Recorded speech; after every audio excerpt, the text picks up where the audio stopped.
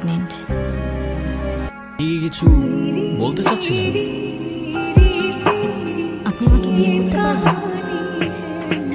What? সত্যি না, মিথ্যে। চলেন, আসেন আসেন, আর ভেবে লাভ নাই।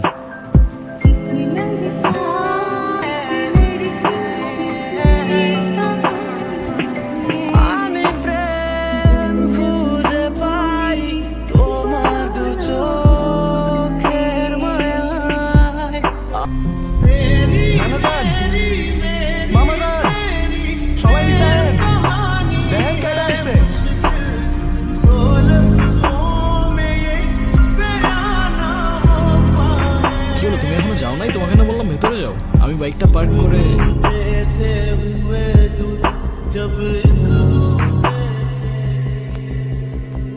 আসসালামু আলাইকুম। আপনি নিশ্চয়ই মামা? আপনার ব্যাপারে অনেক কিছু বলেছেন। আর আপনি মামা? বাহ, বেশ মিষ্টি দেখতে তো আপনি। আর যদি ভুল না করি আপনি ছোট খালা আর খালু। তবে আপনাদের সবার মধ্যে আমার ফেভারিট কিন্তু আপনি। আপনাকে কিন্তু আমি নানু বলে ডাকবো না। আব্বা, আমি আমার ভাগ্নিকে ঢাকায় পাঠিয়েছি কেন? লেখাপড়া করাতে, তাই না? ও বড় বড় ডিগ্রি নিয়ে আসবে, সনদ নিয়ে আসবে। ও কি এনেছে? হ্যাঁ এনেছে, একটা কিছু তো এনেছে। ও বাড়িতে একটা বনশিয়াল নিয়ে এসেছে।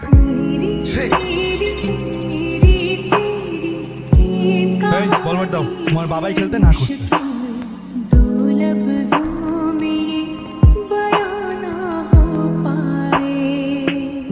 কি কিছু বলবো? না, এই সব কিছুর মধ্যে আমি একটা জিনিস বুঝলাম না। তা কি বুঝতে পারো নাই তুমি? তুমি এসবে রাজি কেন হলে? এত বড় রিস্ক যদি কেউ জানতে পারে তাহলে তো তোমারও তো একটা জীবন আছে। তোমার ভয় লাগলো না? আমার জীবন তো রিস্কের উপরে চলে। আর তাছাড়াও সবার লাইফের পূর্ণতাতেই তো কারোর না কারোর একটা ইম্পর্টেন্ট ক্যারেক্টার থাকে। তো কে জানে, হতে পারে খোদার তরফ থেকে তোমার লাইফের সেই ইম্পর্টেন্ট ক্যারেক্টারটা আমি। হতে তো পারে না। তোমার মতো মানুষ তাকদীরে থাকলে হয়তো জীবনটা অনেক সহজ হয়ে যায়। আসসালামু আলাইকুম নানু ভাই। ওয়ালাইকুম। বসো। আসসালামু আলাইকুম মামা।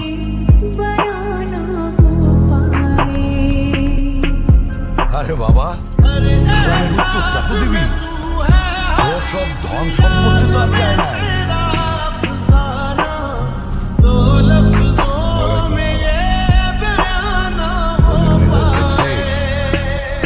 ভালো করে এক কাপ চা বানায় না দে।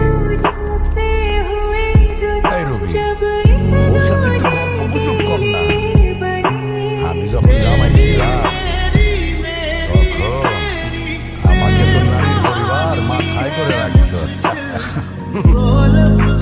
তার তো কারণ ছিল আব্বা, সেটা আপনি খুব ভালো করে জানেন। আপনি তো ওর মতো কোনো সাধারণ পরিবার থেকে আসেননি। আমাদের বংশের মান মর্যাদা, ধন সম্পদ, নাম ডাক, এসবের একটা ব্যাপার ছিল।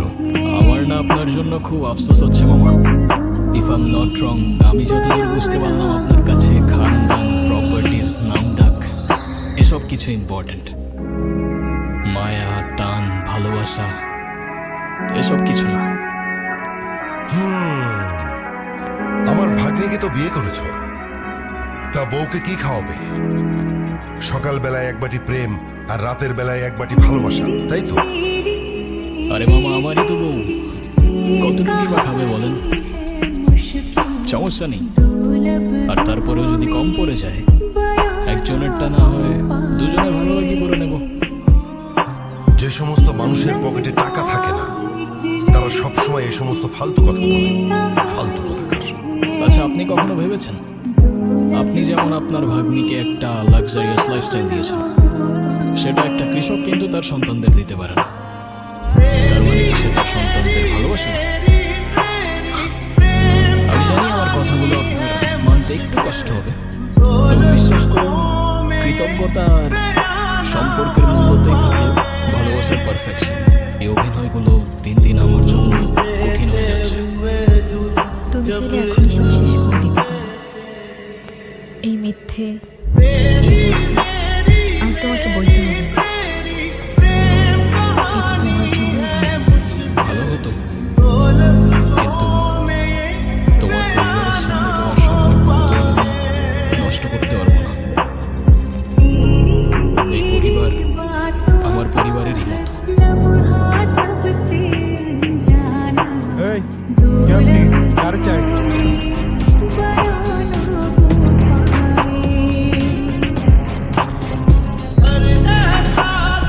আমি রাফিজ, গুনগুন। কি হচ্ছে এসব? ছেলেটা কি বলছে এ সমস্ত? ও ঠিকই বলেছে, আর এতদিন যা ছিল তার পুরোটাই ড্রামা। গুনগুন রাফিজকে ভালোবাসে, কিন্তু ও জানতো আপনি এই সম্পর্কটা কখনোই মেনে নেবেন না, তাই ও আপনাকে কখনো বলার সাহস করতে পারবে না। যখন আপনারা গুনগুনের জন্য বিয়ে ঠিক করতে ব্যস্ত ছিলেন, কার সঙ্গে ভবিষ্যৎ করবে তা খুঁজতে ব্যস্ত ছিলেন, তখন ও লড়ছিল একা। আর ওর ভালোবাসার মানুষটাকে বোঝানোর চেষ্টা করছিল যে আমাকে বিয়ে করো, না হলে আমি অন্য কারোর হয়ে যাব। কিন্তু সেদিন সেই মানুষটা চলে গিয়েছিল, আর তার সঙ্গে অনুর ভরসাটাও হারিয়ে গিয়েছিল। আর তাই ও দাঁড়িয়েছিল একা একা মৃত্যুর কিনারায়। তবুও আপনাকে কিছু বলার সাহস করতে পারেনি, কারণ ও জানে আপনি ভালোবাসায় বিশ্বাস করেন না। আর তাই সেদিন আমি এসেছিলাম কোনো অধিকার নিয়ে না, বরং এই মেয়েটার সম্মান, একটা নিষ্পাপ ওর ভালোবাসা আর মর্যাদাটা বাঁচাতে।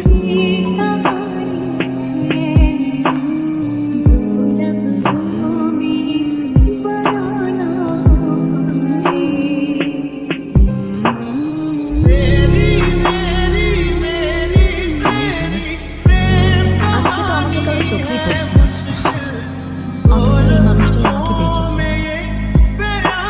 তার ক্যামেরার লেন্স, তার হৃদয়ের গভীরে থাকা লেন্স।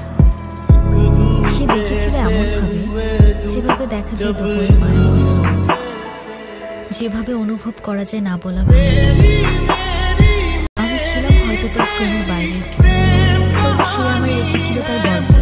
দেখেছিল এমনভাবে যেভাবে দেখে শুধু সে, যার চোখে ভালোবাসা জন্ম নেয় নিঃশব্দে, নিঃস্বার্থে। এই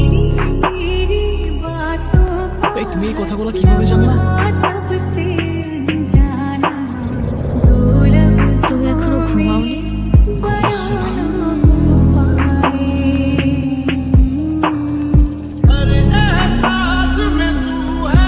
ছোটবেলা থেকেই একটা জিনিস চাইতাম, জানো, একটা ঠিকানা, যেখানে সন্ধ্যা হয়ে যাওয়ার পর কেউ বলবে তাড়াতাড়ি ফিরে এসো।